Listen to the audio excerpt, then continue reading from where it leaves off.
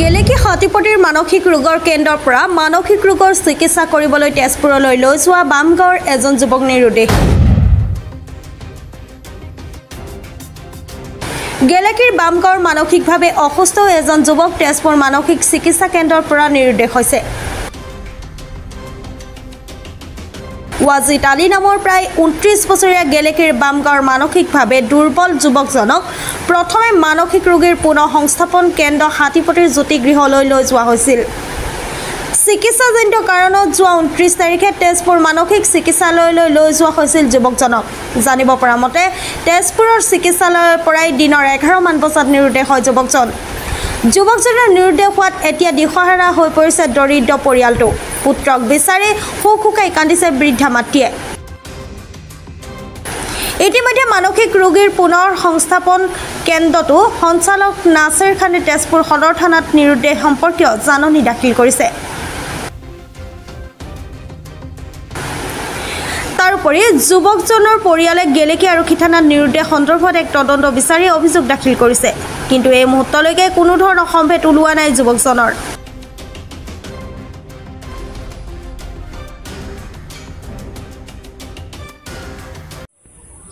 গেলেকী ৱাজিদ আলী এজন যুৱক আচলতে ইয়াতে আমাৰ প্ৰায় 10 দিনমানৰ আগত ইয়াতে এডমিট কৰালে আৰু 3 মাহমানৰ পৰা তেওঁলোকে কৈ আছিলে। তেতিয়া মই আমাৰ এই চেণ্টাৰটোৰ এটা কথা ক'লোঁ যে যিহেতু এইটো মহিলাৰ কাৰণে হয় স্পেচিয়েলি, কিন্তু আমি যিবিলাক অলপ মেনেজেবল হয় এনেকুৱা মেল পেচেণ্টটো 2-4টামান আমি ৰাইজৰ সহায়ৰ কাৰণে আমি ৰাখি দিওঁ। কিন্তু ইয়াৰ ক্ষেত্ৰত আমি ক'লোঁ যে যিহেতু আমাৰ বাউণ্ডেৰী নাই, ৰাখিবলৈ অসুবিধা হ'ব, পলাই যাব। তেওঁলোকে খুব ৰিকুৱেষ্ট কৰা দেখি মই ইয়াতে ৰাখিলোঁ আৰু সেইমতে মই ইয়াৰ আগতেই তেজপুৰ মেণ্টেল হস্পিটেল যাওঁতে চিকিৎসকে পৰামৰ্শ দিছিলে এডমিশ্যনৰ কাৰণে লৈ আহিবলৈ।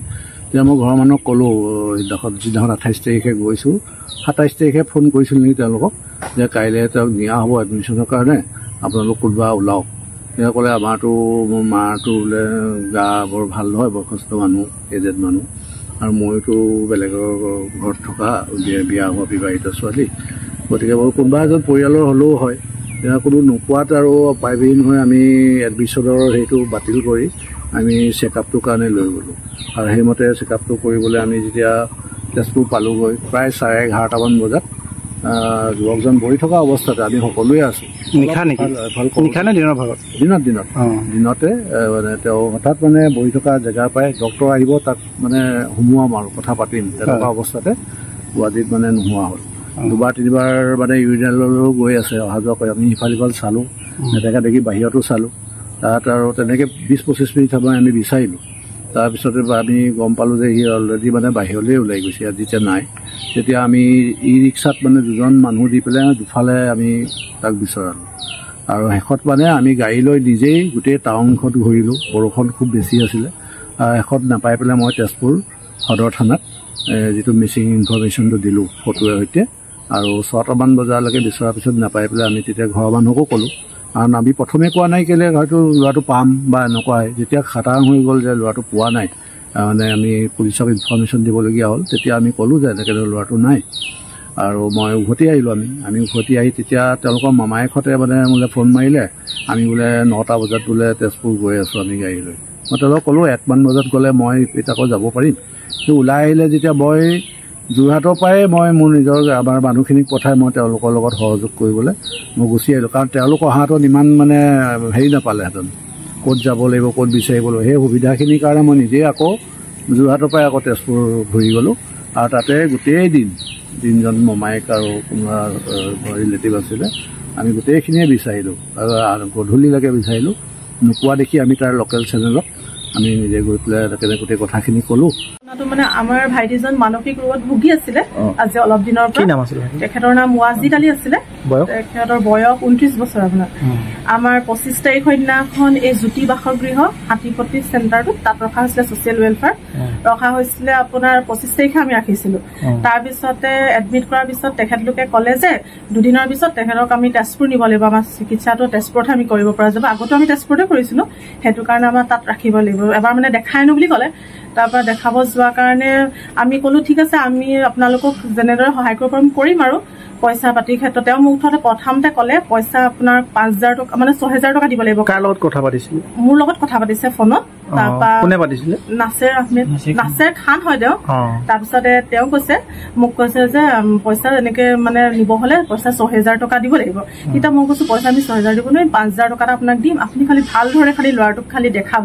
খালি আমি মানে কৈছো যে তাত এডমিটটো মানে কৰাটো নালাগে, আপোনাৰ ওচৰত আমি মানে পইচা মানে ডিপলি হলে আমি আপোনাৰ ওচৰত ৰাখিম। আৰু আগতীয়াকে তেখেতক মানে এনে 2000 টকা এডভান্স দিছো বাৰু, মাহেকত বাকীটো পেমেন্ট কৰিম ক'লো আৰু 8000 টকা হৈছিলে। তাৰপৰা তেখেতে ক'লে ঠিক আছে হ'ব বাৰু তেনেকে আমি লৈ যাম এনে ক'লে। তাৰপিছত তেখেতৰ গাৰ্জেণ্টৰ কথা নক'লে, আমি ক'লো গাৰ্জেণ্টৰ বোলে তোমালোকতো কোনো যাব নোৱাৰিবা এনেকে বুলি ক'লে, আমাৰ নিয়াও নহয় এনেকে ক'লে। সেই বুলি ক'লে। এতিয়া 29 তাৰিখৰ দিনাখন আপোনাৰ ফোন আহিছে 4:30 বজাত, তেওঁ কৈছে যে তোমাৰ ভাইটিটো ইয়াৰ পৰা পলালে। এতিয়া এখন হস্পিটেলৰ পৰা তেজপুৰৰ পৰা পলাইছে বুলি কৈছে। এটা তেজপুৰ হস্পিটেলৰ পৰা পলাইছে কৈছে, তাতো পুৰা চিকিউৰিটি আছে, গেটত আছে, আপোনাৰ ওলাই অহা দৰ্জাত আছে, তাৰ ভিতৰৰ পৰা তেখেত কেনেকে পলাই যাব? আৰু তেখেতক যদি ভালকে তেওঁলোকে চাগে মানে চিকিউৰিটি দিয়াহেঁতেন তেতিয়া তেখেত পলাই যাব নোৱাৰিলেহেঁতেন। এতিয়া আমাক তেখেতে কৈছে যে পোৱা নাই, থানাত ইনফৰ্ম কৰিছো কৈছে। কিমান বজাত ফোন কৰিছিল আপোনাক? মোলে 4:30 বজাত আপোনাৰ ফোন আহিছে গধূলি। 4:30 আহিছে। ল'ৰাটো কিমান সময়ত প্ৰথমতে হাৰালে তেখেতে কোৱা নাছিলে, হয়তো তেওঁ বিচাৰ গোচাৰ কৰিছে। তাৰপিছতে তেখেতে জনাইছে, যেতিয়া নোপোৱাৰ দুখত তেওঁ জনাইছে। তাৰপিছতে এতিয়াও উপায় নাই আমাৰ, এতিয়াতো তেনেকেতো আমিতো ৰখি থাকিলেও তেখেতৰ আশাত নহব ন। এতিয়া থানাই বা কি কৈছে আমিতো এতিয়া জানিব পৰা নাই। এটা ল'ৰা ইমান দিনলৈকে মানে তেনেকে থকাটো আমাৰতো নহব। এতিয়া আমাক ল'ৰাটো মানে সুস্থ শৰীৰে তাক আমাক লাগে। মোৰ বেটাক মোক ঘূৰাই লাগে, মোৰ বেটাক য'তে আছে মোক আনি দিয়ক, মোক বেটাক লাগে, মোৰ বেটাক লাগে, মোৰ বেটাক লাগে, মোক আনি দিয়ক, মোক মহম্মদ ৱাজিদ আলীক মোক আনি দিয়ক, মোৰ এটা পুত্ৰ মোক আনি দিয়ক, য'তে আছে মোক ভালকে মোক আনি দিয়ক, মোক আনি দিয়ক, মোক আনি দিয়ক, মোৰ ল'ৰা।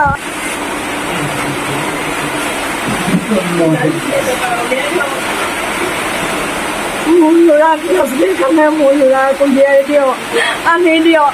যেনেকে নিছিলে, যেনেকে তেওঁ ৰিক্সাত লৈছিলে, মোক তেনেকে মোক ল'ৰা ঘূৰাই দিয়ক। মোক মোৰ ল'ৰা এতিয়া ক'ত আছে, ক'ত খাইছে, ক'ত কি কৰিছে মই সেইটো নাজানো। মই ৰাতি শুব পৰা নাই, ল'ৰা বৰষুণ দিছে, ক'ত আছে ল'ৰা তাৰ ঠিকান নাই। মই বিচাৰিছো, মই ল'ৰা নাই পোৱা।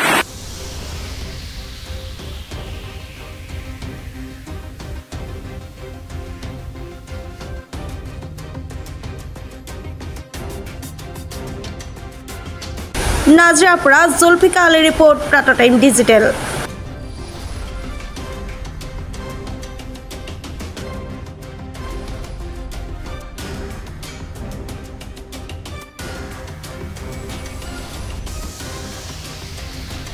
অসমৰ সংবাদ জগতখনৰ বাবে এক সুখৰ খবৰ। আপোচবিহীন ৰাইজৰ কণ্ঠ সাপ্তাহিক কবচ পুনৰ এবাৰ অসমৰ ৰাইজৰ মাজলৈ। স্বত্বাধিকাৰী প্ৰণীতা কলিতাৰ দ্বাৰা প্ৰকাশিত আৰু আপোচবিহীন একাংশ নপুৰণি অভিজ্ঞতাপুষ্ট সাংবাদিকৰ দ্বাৰা প্ৰচাৰিত তথা eco printing press Guwahati Katabari গড়চুকত মুদ্ৰিত সাপ্তাহিক কবচ এতিয়া অসমৰ বিভিন্ন প্ৰান্তত উপলব্ধ। আমাৰ ঠিকনা মুখ্য কাৰ্যালয় অসম ফৰেষ্ট স্কুল, হৰি মন্দিৰ পথ, গুৱাহাটী আৰু উপ কাৰ্যালয় Kalita market, Bijoynagar, Kamrup, Assam. Mobile number হৈছে 9435114666 70024728113। আমাৰ ইমেইল আইডি হৈছে kobos2025@gmail.com।